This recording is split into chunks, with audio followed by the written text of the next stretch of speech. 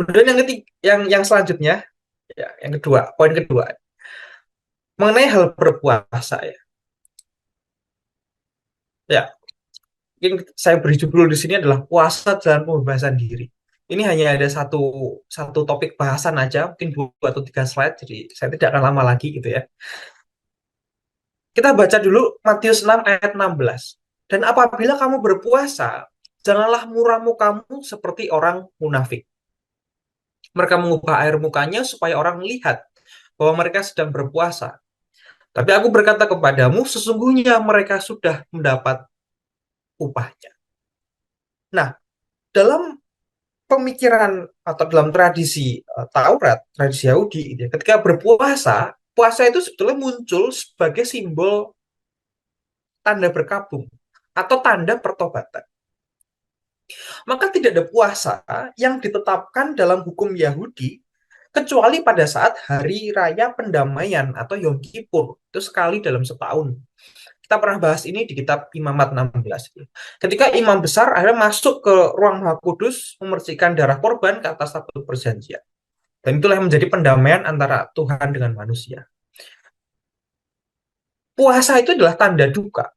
Dan pada saat itu memang puasa dilakukan dengan cara pantang makan sepanjang hari dari terbit matahari sampai sampai dia terbenam. Tapi ketika Yesus hidup, di zaman Yesus hidup, praktik puasa itu sudah berkembang menjadi tanda kesalehan personal yang dilakukan secara rutin. Misalnya 2 kali seminggu oleh orang Farisi. Puasa 2 kali seminggu pada saat itu dianggap sebagai tanda pengabdian yang total. Karena puasa adalah tanda duka ataupun tanda pertobatan. Maka ekspresinya pun juga mengikuti. Jiwa yang bersedih akibat duka ataupun akibat pertobatan diekspresikan atau disampaikan atau tercermin dalam wajah yang muram, debu, serta pakaian yang berkabung. Nah, ini seperti gambar yang di sebelah kanan, itulah pakaian orang-orang berpuasa gitu ya. Sackcloth ya, sackcloth dan ashes. Jadi ekspresi ini disebutkan atau dimaksudkan sebagai bahasa tubuh yang mewakili dari kesedihan jiwa. Jerome Biblical Commentary. Tapi kemudian di zaman Yesus, karena hal ini sudah menjadi tanda kesalehan yang personal tadi, hal ini malah berubah atau bertransformasi menjadi performa religius. Pertunjukan kesalehan yang ditunjukkan untuk mendapatkan pengakuan sosial. Maka Yesus ini memperbaharui kembali, mengajarkan pada para muridnya mengenai berpuasa itu bukan untuk pujian, tapi untuk niat memuliakan Tuhan. Gitu. Jadi inilah kritik sebetulnya, kritik terhadap Yesus terkait dengan kehidupan orang-orang Farisi yang seolah-olah mereka mengkhususkan diri, mengasingkan, teralienasi gitu ya. Dan akibatnya keberadaan mereka tidak lagi menjadi otentik. Ini adalah suatu bentuk apa ya? Hipokrit termasuk sebab mereka mereduksi gitu ya, mengurangi identitas mereka yang semestinya subjek yang otentik di hadapan Tuhan diturunkan hanya menjadi objek tontonan untuk orang-orang lain di masyarakat Yahudi aja. Mereka agar dilihat alim gitu ya, dilihat uh, mengikuti tradisi, maka mereka berpuasa. Nah, kita lihat kritik Yohanes Chrysostomus terhadap orang-orang di zaman itu. Oh, mungkin belum ya. Oke, kita baca mungkin Matius 6 ayat 17 sampai Matius 6 ayat 18 juga. Tetapi apabila engkau berpuasa, minyakilah kepalamu dan cucilah mukamu, supaya jangan dilihat orang bahwa engkau sedang berpuasa, melainkan hanya oleh Bapamu yang ada di tempat yang tersembunyi. Maka Bapamu yang melihat yang tersembunyi akan membalasnya kepada. Nah, ini adalah suatu metafora yang cukup yang pas gitu ya, bahwa apa yang mesti dilakukan yaitu mengurapi kepala dan juga mencuci muka. Mengurapi kepala itu kan sebenarnya tindakan perayaan sukacita dan pengudusan. Itu sebenarnya seruan gitu ya, seruan untuk menemukan sukacita di dalam puasa itu sendiri.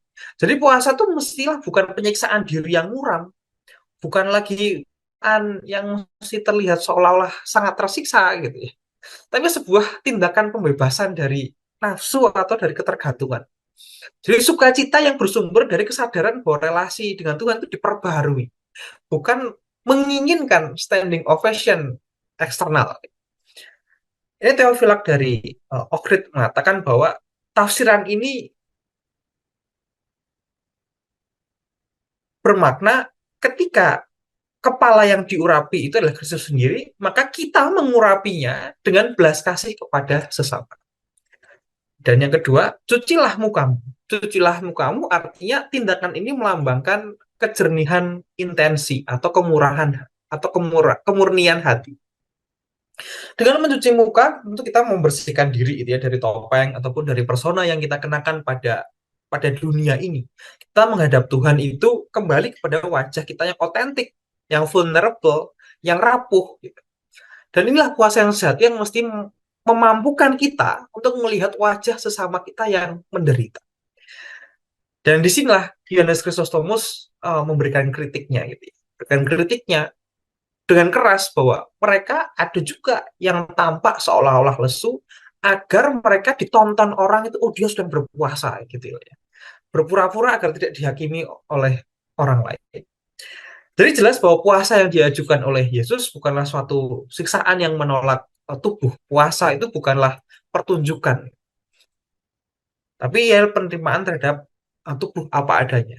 Maka motivasi kita sebetulnya menentukan realitas kita gitu lah ya. Saat kita berpuasa untuk pujian manusia, kita secara tidak langsung sudah menyetujui suatu kontrak akan upah yang kita dapat adalah kepuasan sesaat dari aplaus gitu ya. Itu transaksi, ya, transaksi yang gagal. Gitu.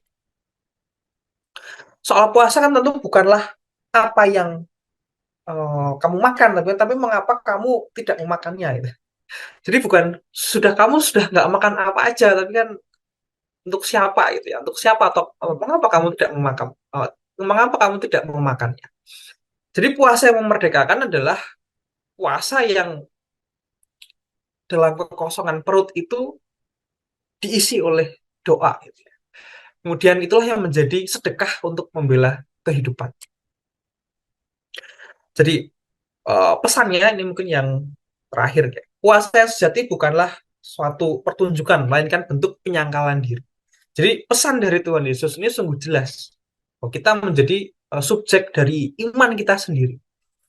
Tidak lagi didikte dari ekspektasi sosial ataupun tren, tapi kita mesti melatih gitu ya. Jadi manusia yang lebih bebas, lebih jernih, lebih mampu untuk mencintai Tuhan dan sesama dengan lebih tulus. Maka untuk poin yang kedua ada satu, oh, sorry, ya hanya ada satu kesimpulan yang bisa kita pelajari adalah puasa yang sejati mestilah bukanlah suatu pertunjukan, melainkan bentuk penyangkalan diri dan ujung-ujungnya adalah satu pembebasan. Terima kasih. Saya lanjutkan kepada Kojos ya, materi yang kedua.